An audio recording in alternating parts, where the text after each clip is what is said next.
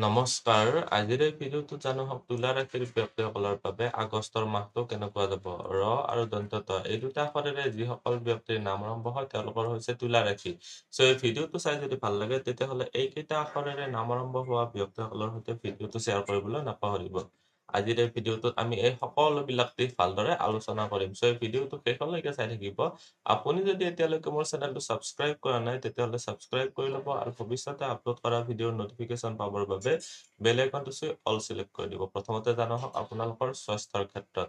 ৰাশিৰ অধিপতি হৈছে শুক্ৰ গ্ৰহটো আছে আপোনালোকৰ ইয়াতে 25 আগষ্ট তাৰিখলৈকে ইচ্ছাপূৰ্তিৰ ঘৰত গ'লে ইচ্ছাপূৰ্তিৰ কাৰণে শুক্ৰ গ্ৰহটো সহায় কৰিব। ছোৱালী বা তিৰোতাৰ ফালৰ পৰা হওক নিজৰ ভাই ভনী হ'ব পাৰে, নিজৰ ভন্টি হ'ব পাৰে, বাইদেউ হ'ব পাৰে, মা, পেহী, মাহী এই যিকোনো হ'ব পাৰে।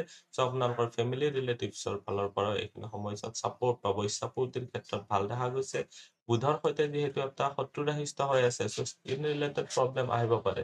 এইখিনি সময়ছোৱাত শুক্ৰ গ্ৰহটোৰ ওপৰত শনি গ্ৰহটোৰো দৃষ্টি আছে। পেটৰ বিষ বা গেষ্ট্ৰিকজনিত প্ৰব্লেম হোৱাটো এইখিনি সময়ছোৱাত দেখা গৈছে। ৰোগৰ স্থানত ৰাহুৰ স্থিতিৰ কাৰণে বৃহস্পতি ৰাশিত যিহেতু ৰাহু আছে, বেলেগ প্ৰব্লেম ইমান এটা নকৰে। শত্ৰুৰ ফালৰ পৰা সিমান এটা ডিষ্টাৰ্ব নহয়। কিন্তু আপোনালোকৰ স্কিনৰ প্ৰব্লেম বা ধূলি-বালিৰ এলাৰ্জি, শ্বাস-প্ৰশ্বাসজনিত প্ৰব্লেম এইবিলাক হ'ব পাৰে। আপোনালোকে খুব সাৱধানে চলিব লাগিব। সাৱধানে চলিব পাৰিলে আপোনালোকৰ পেটৰ বিষো নহয় বা এলাৰ্জিজনিত প্ৰব্লেমো আপোনালোকৰ নহয়। এতিয়া জানো হওক আপোনালোকৰ উপাৰ্জন আৰু ধন সঞ্চয়ৰ ক্ষেত্ৰত কেনেকুৱা হ'ব। উপাৰ্জনৰ ঘৰৰ অধিপতি হৈছে আপোনালোকৰ কাৰণে ৰবি। ধন সঞ্চয়ৰ স্থানৰ অধিপতি হৈছে মংগল। মংগল গ্ৰহত আৰম্ভণিতে আছে অষ্টম ঘৰত আৰু ৰবি আছে আপোনালোকৰ দশম ঘৰত। দশম ঘৰত ৰবিৰ স্থিতিটোৱে ইনকামৰ ক্ষেত্ৰত আপোনালোকৰ কৰ্মস্থানৰ যোগেদি যথেষ্টখিনি ধন টকা পইচাৰ আগমন কৰাব। এইটো এটা অতিশয় ভাল স্থিতি। ৰবি 16 তাৰিখৰ পিছত আকৌ ইয়াতে আহিব। যেতিয়া ইনকামৰ ঘৰৰ অধিপতি হৈ পেলাই ইনকামৰ ঘৰত আহিব। কৰ্মস্থানৰ অধিপতি চন্দ্ৰ গ্ৰহটো এটা ফাষ্টেষ্ট মুভিং প্লেনেট হয়। ইয়াতে বাৰু মই কৈ নাথাকো। আপোনালোকৰ উপাৰ্জনৰ ক্ষেত্ৰত চৰকাৰী চেক্টৰৰ সৈতে যদি জড়িত হৈ আছে বা ইলেক্ট্ৰিকেল বিভাগ, আপোনালোকৰ যদি বৈদ্যুতিক বিভাগত কাম কৰি আছে বা ঊণৰ কাপোৰৰ ব্যৱসায় কৰি আছে, তেতিয়াহ'লে আপোনালোকৰ যদি মেকানিক বা জুই বা ইউটিউবাৰ হিচাপে যদি কাম কৰি আছে, তেতিয়াহ'লে আপোনালোকৰ কাৰণে ভাল দেখা গৈছে। আপোনালোকৰ ধনস্থানৰ মালিক হৈছে মংগল গ্ৰহটো আৰু মংগল গ্ৰহটো আপোনালোকৰ ইয়াতে বৃহস্পতিৰ সৈতে যুতি বনাই কিনে আপোনালোকৰ ধনস্থানতে দৃষ্টি দি আছে। অধৈৰ্য হৈ খৰচ নকৰিব, অন্যথা আপোনালোকৰ খৰচত ইমান এটা প্ৰব্লেম নহয়। খৰচৰ কাৰণে আপোনালোকে চিন্তিত হ'ব নালাগে। কিন্তু দৌৰা-দৌৰি কৰি যদি বস্তু এটা খৰচ কৰিবলগীয়া ওলোৱাৰ লগে লগে খৰচ কৰি দিয়ে, তেতিয়াহ'লে আপোনালোকৰ জমা ধন অৱনমিত হ'ব। চৰকাৰী চাকৰি বা ব্যৱসায়ৰ ক্ষেত্ৰত চালে আপোনালোকৰ কৰ্মস্থানত দেখিবলৈ পাৰিছে ৰবি 16 তাৰিখলৈকে আছে, চন্দ্ৰ গ্ৰহটো মাজতে ইয়াত আহিব আৰু এইটো ঘৰত ৰাহুৰ দৃষ্টিও আছে। আপোনালোকৰ কম্পিটিটিভ এক্সামৰ কাৰণে যদি ভালদৰে কষ্ট কৰে, খুটি-নাতি মাৰি যদি পঢ়ে, তেতিয়াহ'লে আপোনালোকৰ পাছ কৰাৰ ক্ষেত্ৰতো ভাল চাপোৰ্ট আছে। কেৱল আপোনালোকৰ নিজৰ প্ৰিপাৰেচন খুব ভাল লাগিব। ৰাহুৰ স্থিতি থকাৰ কাৰণে এইখিনি সময়ছোৱাত আপোনালোকৰ কনফিউজন বাঢ়ি থাকিব। কিবা এটা পৰীক্ষা দিব গ'লে এইটোৱে হ'ব নে সেইটোৱে হ'ব। যেতিয়া মাল্টিপল চইচ কুৱেশ্যন থাকিব, তেতিয়া আপোনালোকে অলপ অধিক সাৱধান হ'ব লাগিব। আপোনালোকৰ ব্যৱসায়ৰ ঘৰৰ অধিপতি মংগল গ্ৰহটো যিহেতু আৰম্ভণিতে অষ্টম ঘৰত আছে আৰু 26 আগষ্টলৈকে ইয়াতে থাকিব। তাৰ পিছত মংগল গ্ৰহটো যেতিয়া ভাগ্যস্থানত যাব, 26 আগষ্টৰ পিছৰ সময়ছোৱাত আপোনালোকৰ ব্যৱসায়ৰ ক্ষেত্ৰত বেছি ভাল ফল লাভ কৰিবলৈ পাৰিব। জুই বা আপোনালোকৰ ফায়াৰ ৰিলেটেড যিবিলাক চাৰ্ভিচ হয়, এনেকুৱা ক্ষেত্ৰতো আপোনালোকৰ কাৰণে ব্যৱসায়ৰ কাৰণে ভাল। আপোনালোকৰ যদি চাপোজ বিস্কুট ফাটি আছে, য'ত চাপোজ জুই ইউজ কৰি পেলাই বিস্কুট বনোৱা হয় বা তেনেকুৱা ধৰণৰ ক্ষেত্ৰত আপোনালোকৰ খুব ভাল দেখা গৈছে। মংগল গ্ৰহটোৰ স্থিতি আপোনালোকৰ সপ্তম ঘৰত থকাৰ কাৰণে এইখিনি সময়ছোৱাত আপোনালোকে বহুতে ভাল ফল লাভ কৰিবলৈ পাৰিব।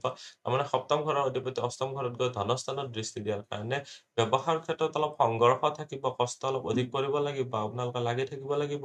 কিন্তু ব্যৱসায়ত উন্নতি কৰিব পাৰিব। ব্যৱসায়ৰ ঘৰতো আপোনালোকৰ বৰ্তমান দুটা পাপগ্ৰহৰ মধ্যত্বত আছে। এইখিনি সময়ছোৱাত অলপ আপুনি অধিক কষ্ট কৰিব লাগিব।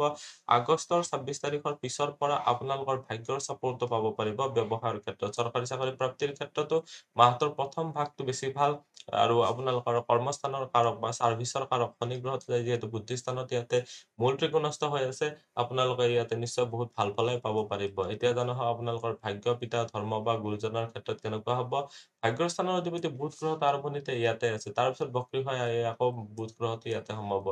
মুঠতে চাবলৈ গ'লে বুধ গ্ৰহটোৰ স্থিতি যিহেতু ইনকামৰ ঘৰত থাকিব, এইখিনি সময়ছোৱাত আপোনালোকে বহুত ভাল ফলে লাভ কৰিবলৈ পাৰিব। তাৰমানে কেনেকুৱা হৈছে, আপোনালোকৰ ইচ্ছাপূৰ্তিৰ ঘৰত যিহেতু গৈছে, ইনকামৰ ক্ষেত্ৰত ভাগ্যৰ চাপোৰ্ট পাব।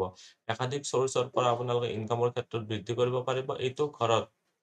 শুভ গ্ৰহ ডাইৰেক্টলি এছ'চিয়েশ্যন হোৱা নাই। চন্দ্ৰ গ্ৰহটো আছে যদিও এইটো আগবাঢ়ি গুচি যাব। মংগল গ্ৰহটো আহিব যদিও মংগল গ্ৰহটো এটা ক্ৰুৰ গ্ৰহ হয়। চ' এইখিনি সময়ছোৱাত আপোনালোকৰ পিতা বা গুৰুজনৰ সৈতে অলপ মনোমালিন্য হ'ব পাৰে। আপোনালোকে ধৈৰ্য ধৰি চলিব লাগিব। ধৰ্মী কৰ্মীৰ ক্ষেত্ৰত বেয়া নহয়। মংগলৰ যেতিয়া ইয়াতে স্থিতি আহিব, আপোনালোকে ধৰ্মী কৰ্মীৰ ক্ষেত্ৰত ভ্ৰমণ বা আপোনালোকে ধৰি লওক ঘৰতো পূজা পাৰ্বণো এইখিনি সময়ছোৱাত হ'ব পাৰে। যদি হোম যজ্ঞ ঘৰতে কৰিব পাৰে তেতিয়াহ'লে আপোনালোকৰ কাৰণে বেছি ভাল ফল পাব পাৰিব। প্ৰেম প্ৰসংগ বা বিবাহৰ ক্ষেত্ৰত চালে আপোনালোকৰ লাভ ৰিলেশ্যনশ্বিপৰ ঘৰত ইয়াতে দেখিছে যে শনি গ্ৰহটোৰ স্থিতি আছে। শনিৰ দৃষ্টি আপোনালোকৰ ইয়াতে আপোনালোকৰ বিবাহৰ স্থানতো আছে। চ' লাভ মেৰেজৰ ক্ষেত্ৰত ভাল দেখা গৈছে। কেৱল কনফিউজন আপোনালোকৰ মনত আহি থাকিব। কনফিউজন মানে বুজি পাইছে যে আপোনালোকে ধৰি লওক বিয়াখন হ'ব নে নহ'ব এনেকুৱা ধৰণৰ সদায় কনফিউজন বা দোমোজাত পৰি থাকিব। এইখিনি সময়ছোৱাত আপুনি কাৰোবাৰ পৰা নহয় কাৰোবাৰ পৰা পৰামৰ্শ লৈ আগবাঢ়িব পাৰিলে অলপ বেছি ভাল হ'ব। আপোনালোকৰ যিবিলাক সন্দেহ ভাৱ থাকে, মনৰ সন্দেহটো বেছি প্ৰাধান্য নিদিব। এইখিনি সময়ছোৱাত অন্যথা ভাল ফল মানে পথ ব্যৰ্থ হ'ব পাৰে। চ' আপোনালোকৰ বৰ্তমান সময়ছোৱাত যিহেতু বিবাহৰ স্থান বা পতি বা পত্নী স্থানৰ মালিক যিহেতু অষ্টম ঘৰতে আছে, 22 তাৰিখলৈকে আপোনালোকৰ ঘৰুৱা পৰিৱেশটো অলপ অশান্ত হৈ থাকিব পাৰে। ঘৰত কাৰোবাৰ কিবা নহয় কিবা বাকবিতণ্ডা বা আপোনালোকৰ ৰোগীয়া আপোনালোকৰ হ'বও পাৰে, যাৰ কাৰণে আপোনালোকৰ মানসিক কষ্ট বা শাৰীৰিক কষ্ট এইখিনি সময়ছোৱাত হ'ব। সাধাৰণ শিক্ষা আৰু উচ্চ শিক্ষাৰ ক্ষেত্ৰত চালে সাধাৰণ শিক্ষাৰ স্থান আৰু উচ্চ শিক্ষাৰ দুয়োটা স্থানৰ অধিপতি হৈছে শনি গ্ৰহটো আছে বুদ্ধি স্থানত। এইটো এটা অতিশয় ভাল স্থিতি আৰু সাধাৰণ শিক্ষাৰ ঘৰত বৃহস্পতিৰো দৃষ্টি দিছে। আপোনালোকে যদি গৱেষণা কৰি আছে বা ৰিচাৰ্চ ৰিলেটেড ক্ষেত্ৰত যদি জড়িত হৈ আছে, তেতিয়াহ'লে আপোনালোকৰ কাৰণে খুব ভাল হ'ব। শনি গ্ৰহটোৰ স্থিতি যিহেতু বুদ্ধি স্থানত আছে, বস্তুবিলাক লাহে লাহে শিকিব আৰু ভালকে শিকিব পাৰিব। এইখিনি সময়ছোৱাত যদি চিভিল ইঞ্জিনিয়াৰিং পঢ়ি আছে বা কনষ্ট্ৰাকশ্যন সম্বন্ধে বা চিমেণ্ট ৰিলেটেড যদি বা অইল ৰিলেটেড ক্ষেত্ৰত যদি কিবা পঢ়ি আছে, তেতিয়াহ'লে আপোনালোকৰ কাৰণে ভাল। এইখিনি সময়ছোৱাত বহুতে ভাল ৰিজাল্ট পাব পাৰিব। আজিৰ এই ভিডিঅ'টোত তুলা ৰাশিৰ ব্যক্তিসকলৰ বাবে আগষ্ট মাহটো কেনেকুৱা যাব গোটেইখিনিয়ে জানিলো। ভিডিঅ'টো চাই কেনেকুৱা লাগিলে কমেণ্টত নিশ্চয় জনাব। আপুনিও যদি আপোনাৰ বিষয়ে জানিব বিচাৰে তেতিয়াহ'লে হোৱাটছএপত কণ্টেক্ট কৰিব পাৰে। ধন্যবাদ।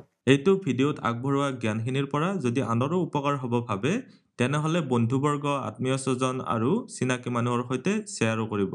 আপোনালোকে নেক্সট ভিডিঅ' কিহৰ ওপৰত চাব বিচাৰে কমেণ্টত জনাব। ধন্যবাদ।